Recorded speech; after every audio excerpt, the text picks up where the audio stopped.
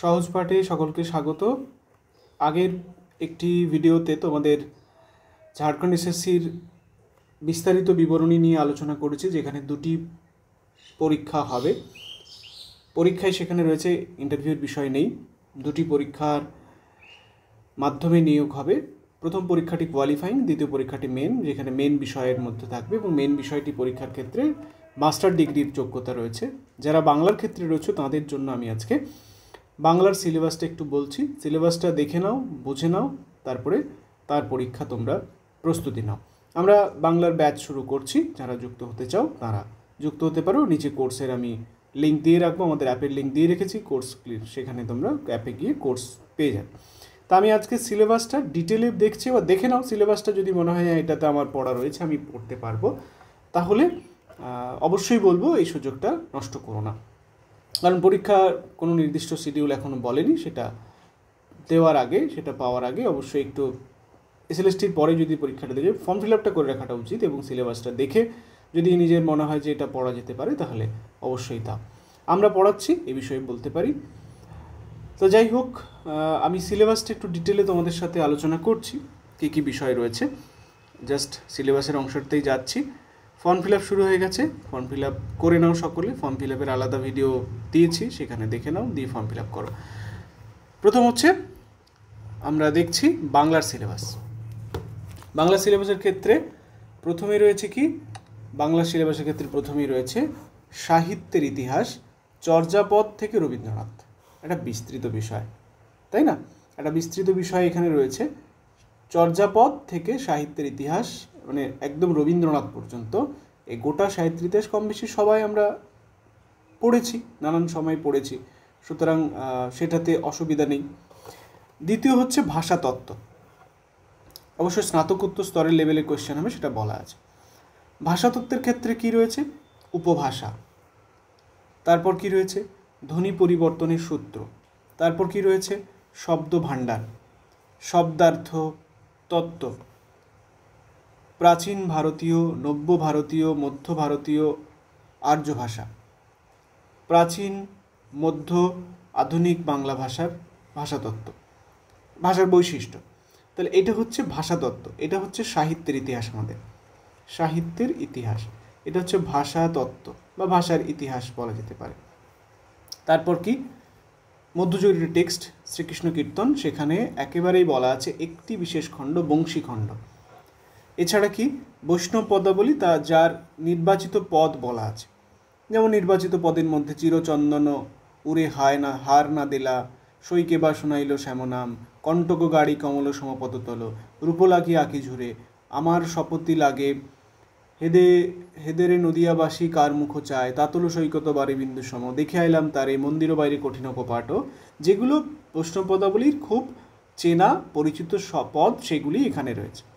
এছাড়া কি? মেঘনাদ বধ কাব্য মধুসূদন দত্তের, সেখানে চ্যাপ্টার 1 এবং 4, 1 এবং 4, এখানে 1 থেকে 4, সুতরাং 1 থেকে 4 মানে 1, 2, 3, 4, তার মানে অভিষেক অস্ত্রলাভ, তারপর বোধ হয় অশোকবন, চতুর্থ হচ্ছে অশোকবন, অভিষেক অস্ত্রলাভ, অশোকবন পর্যন্ত, অভিষেক থেকে অশোকবন পর্যন্ত 1 থেকে 4 এখানে রয়েছে। গীতাঞ্জলি রবীন্দ্রনাথ, সেখানেও নির্বাচিত পদ মানে নির্বাচিত কবিতা বলা আছে 1, 2, 4, 5, 106, 108, 143, 147, অর্থাৎ 1, 2, 3, 4, 5, 6, 7, 8, 8টা এখানে কবিতা পড়ার কথা বলা আছে। উপন্যাসের ক্ষেত্রে রবীন্দ্রনাথের গোরা, একটু বড় উপন্যাস কিন্তু সেটি রয়েছে, অনেকেরই কম বেশি পড়া আছে। কৃষ্ণকান্তের উইল বঙ্কিমচন্দ্র চট্টোপাধ্যায়ের সেটি রয়েছে।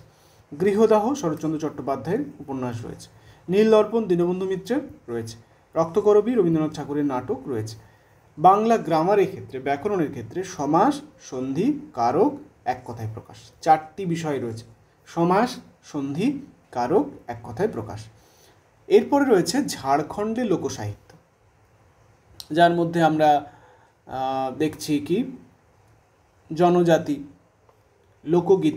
লোকগীতির মধ্যে কি? টুসু, ঝুমুর, করম, যাওয়া, বন্দনা, করমের মধ্যে যেগুলো রয়েছে। তাহলে জনজাতি এবং লোকগীতি, এইটাই হচ্ছে মূলত আমাদের অংশ। এটা আলাদা ঝাড়খণ্ডের বিষয়ে পড়ার খুব বেশি দরকার নেই, এটা পাওয়া যাবে। এরপর হচ্ছে প্রাচ্য পাশ্চাত্য সাহিত্য তত্ত্ব, যার মধ্যে কি কি রয়েছে? যার মধ্যে রয়েছে অলঙ্কারবাদ প্রাচ্যের মধ্যে, বক্রোক্তিবাদ, তারপর রসবাদ, তারপর ধ্বনিবাদ, ঔচিত্য। এটা হচ্ছে প্রাচ্য। পাশ্চাত্যের মধ্যে ট্র্যাজেডি, কমেডি, মহাকাব্য, ক্যাথারসিস এর মধ্যে রয়েছে। তারপর রয়েছে পুনশ্চ, চিত্রা, রবীন্দ্রনাথ ঠাকুর। রবীন্দ্রনাথের দুটো কাব্য রয়েছে, পুনশ্চ এবং চিত্রা। তারপর শুভা, মণিহারা, রবিবার, ল্যাবরেটরির মতো রবীন্দ্রনাথের ছোট গল্প রয়েছে। তারপর কমলাকান্তের দপ্তর থেকে বিড়াল, বড়বাজার, একা, পতঙ্গ, এই প্রবন্ধগুলি রয়েছে। প্রাচীন সাহিত্য থেকে রবীন্দ্রনাথ ঠাকুরের রামায়ণ,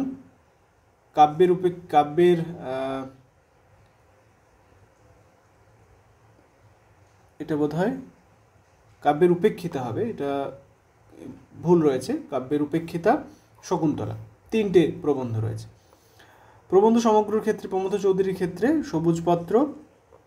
সবুজপত্রের মুখপত্র, বই পড়া, সাহিত্যে খেলা, তিনটি প্রবন্ধ রয়েছে। সাহিত্য চর্চা বুদ্ধদেব বসু, সেখানে কি কি রয়েছে? রামায়ণ, রবীন্দ্রনাথ ও উত্তর সাধক, বাংলার শিশু সাহিত্য, বাংলা শিশু সাহিত্য হবে, শুধু শিশু সাহিত্য নয়। এছাড়া উপন্যাসের মধ্যে রয়েছে কি কি? আরও কয়েকটি, আরণ্যক, কবি, পদ্মা নদীর মাঝি এবং সুবর্ণলতা। এগুলো কম বেশি আমাদের সবারই পড়া। এছাড়া কি? এছাড়া রয়েছে সুবোধ ঘোষের ছোট গল্পের মধ্যে ফসিল, এটা বানানটা ভুল রয়েছে, এবং সুন্দরম, যেটা নেটের মধ্যে রয়েছে। এবং বনফুলের ছোট গল্পের মধ্যে রয়েছে বুধনি, তাজমহল এবং নিম গাছ। এই হচ্ছে আমাদের সিলেবাস। তাহলে খুব যে জটিল বা খুব যে বড় সিলেবাস এমনটা কিন্তু নয়। মানে বড় নিশ্চয়ই উপন্যাস আছে, গোড়া আছে, অনেকগুলো উপন্যাস আছে, কিন্তু পড়া যাবে, মানে পড়া যাবে না এমনটা নয়। পরীক্ষার এখনও বিস্তারিত বিষয় এখনও আসেনি, পরীক্ষার ডিটেল নোটিফিকেশন আসবে, মানে পরীক্ষা কখন হবে। ফর্ম ফিল আপ শুরু হচ্ছে। আমি বলবো তোমরা ফর্ম ফিল আপটা করো, সবাই করো, সেটা তোমাদের কাজে লাগবে, ঠিক আছে? আর যদি কিছু জানার থাকে তোমরা জানাবে, আমাকে কমেন্ট করে আমি তার উত্তর দেওয়ার চেষ্টা করব। কিন্তু ফর্ম ফিল আপ শুরু হয়ে গেছে, সেটা করে নাও। আবার বলছি, দুটো স্তরে পরীক্ষা, সেই দুটো স্তরের পরীক্ষার জন্য প্রস্তুত হতে হবে। প্রথম স্তরটা হচ্ছে কোয়ালিফাইং, সেকেন্ড স্তর যেটা সাবজেক্টের, সেটাই হচ্ছে মেনলি গুরুত্বপূর্ণ, যেটার উপরে র্যাঙ্কিং হবে। তাই এটাকে আর মিস করো না। সকলকে ধন্যবাদ।